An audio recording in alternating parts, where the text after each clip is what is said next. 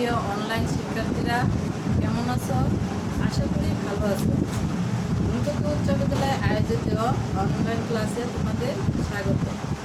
আমি চতুর্থ শ্রেণীর বিজ্ঞান নিয়ে আজকে আলোচনা করব। আজকে আমাদের পাঠ দেখো, অধ্যায় 2 উদ্ভিদ ও প্রাণী নিয়ে আমরা আলোচনা করব।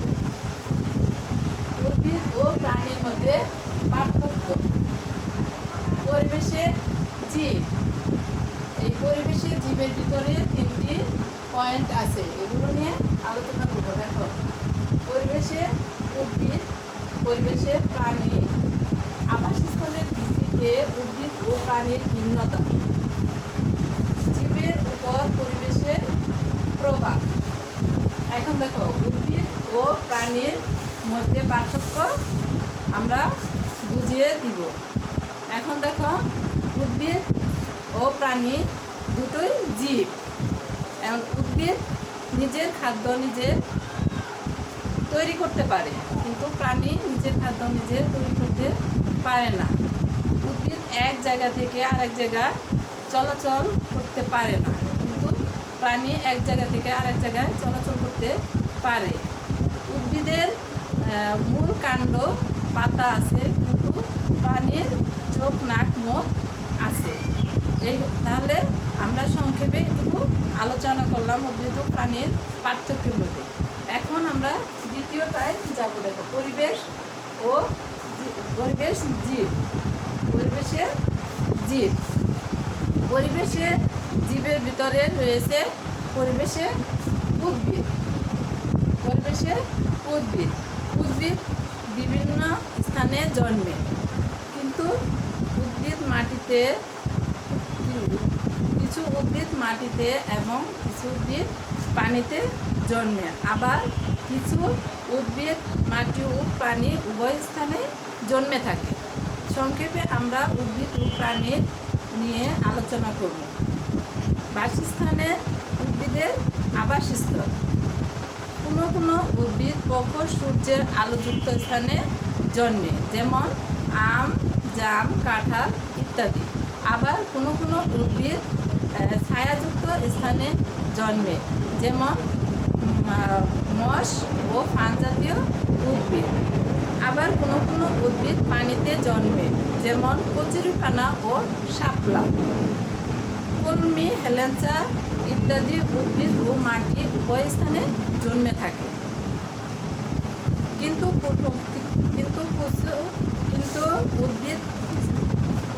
উদ্ভিদকে লবণাক্ত মাটিতে জন্মে, যেমন সুন্দরী, গরান ও কেওড়া।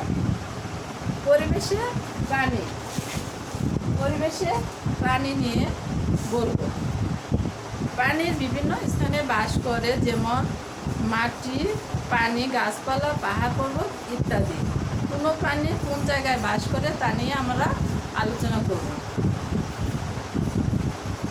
সংক্ষেপে প্রাণীর আবাসস্থল।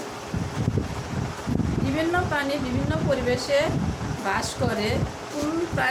কোনো প্রাণী মাটির গর্তে বাস করে, যেমন ইঁদুর, খরগোশ, সজারু ইত্যাদি মাটির নিচে বাস করে।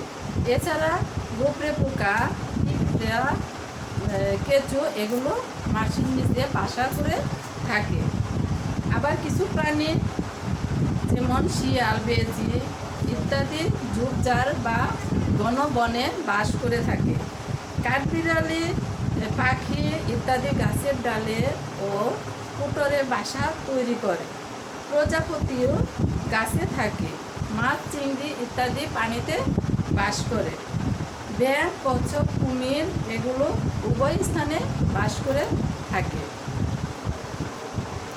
আবাসস্থলের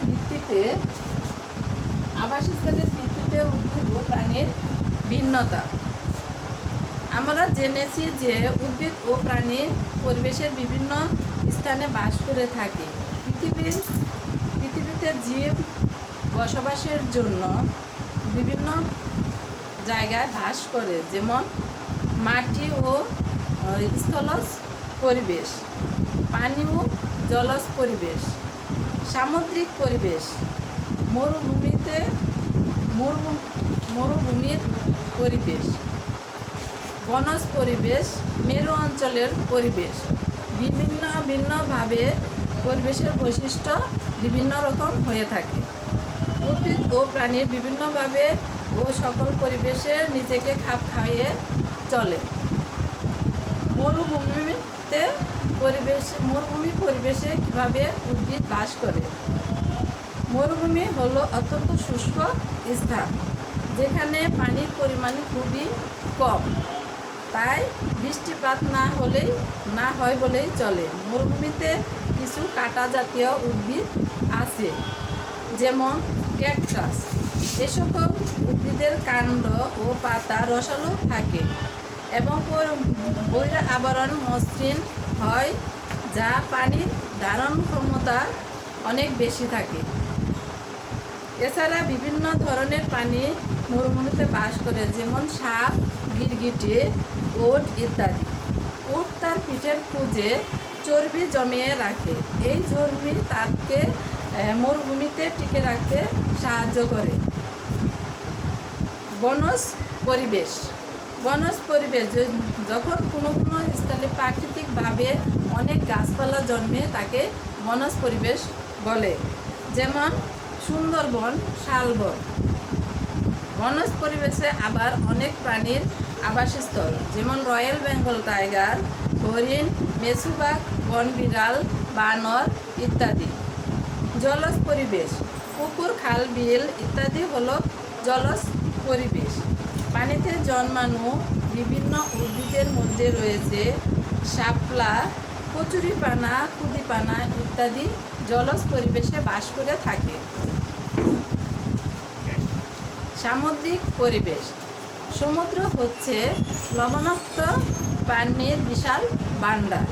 সমুদ্রে অনেক ধরনের উদ্ভিদ বাস করে থাকে। সামুদ্রিক প্রাণীর মধ্যে রয়েছে তিমি, ডলফিন, মাছ, কাঁকড়া ইত্যাদি। সামুদ্রিক উদ্ভিদের মধ্যে রয়েছে বিভিন্ন ধরনের সামুদ্রিক শৈবাল।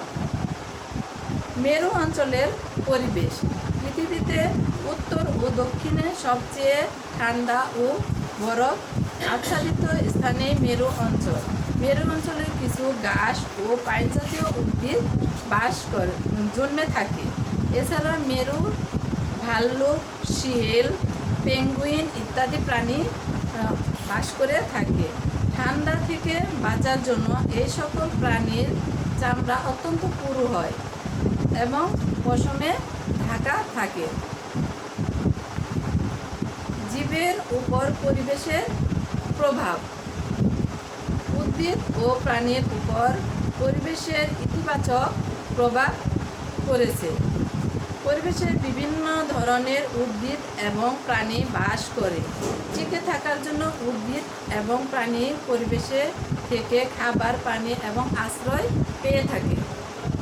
উদ্ভিদ ও প্রাণীর উপর পরিবেশের নেতিবাচক প্রভাব আছে। ঝড়, বন্যা এবং খরা মতো প্রাকৃতিক কারণে পরিবেশের পরিবর্তন হয়ে থাকে। মানুষের বিভিন্ন কার্যকলাপের জন্য পরিবেশের ব্যাপক পরিবর্তন হচ্ছে। পরিবেশের পরিবর্তনের ফলে উদ্ভিদ ও প্রাণীর আবাসস্থল ধ্বংস হয়ে যাচ্ছে। এর ফলে উদ্ভিদ ও প্রাণী বিপন্ন হচ্ছে, যেমন ডুডু পাখি এবং তাসমানিয়ান বাঘ পৃথিবী থেকে বিলুপ্ত হয়েছে। বাংলাদেশে থেকে লাল শির ও জাভা গন্ডার এবং রাজ শকুন বিলুপ্ত হচ্ছে। বর্তমানে তালি পাম ও রয়্যাল বেঙ্গল টাইগার বিপন্ন হচ্ছে। সুপ্রিয় শিক্ষার্থীরা, আশা করি এই অধ্যায়ে তোমরা সকলেই বুঝতে পারছো। এই অধ্যায়গুলো ভালো করে রিডিং করবে। রিডিং করলে তোমরা সব কিছু প্রশ্নের উত্তর দিতে পারবে।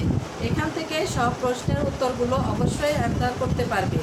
তোমাদের এই অধ্যায়ের শূন্যস্থান, সংক্ষিপ্ত প্রশ্ন এবং বড় প্রশ্ন খুব ভালো করে রিডিং করে এখান থেকে উত্তরগুলো অবশ্যই দিবে। তাহলে তোমরা তোমাদের এগুলো হোমওয়ার্ক রইলো। আশা করি তোমরা এগুলো ভালো করে পড়বে। সুস্থ থাকবে, ভালো থাকবে। এই করোনাময় মুহূর্তে তোমরা ঘরে বাইরেতে বের হবে না, এই বলে আমি অনলাইন থেকে বিদায় নিচ্ছি। আসসালামু আলাইকুম।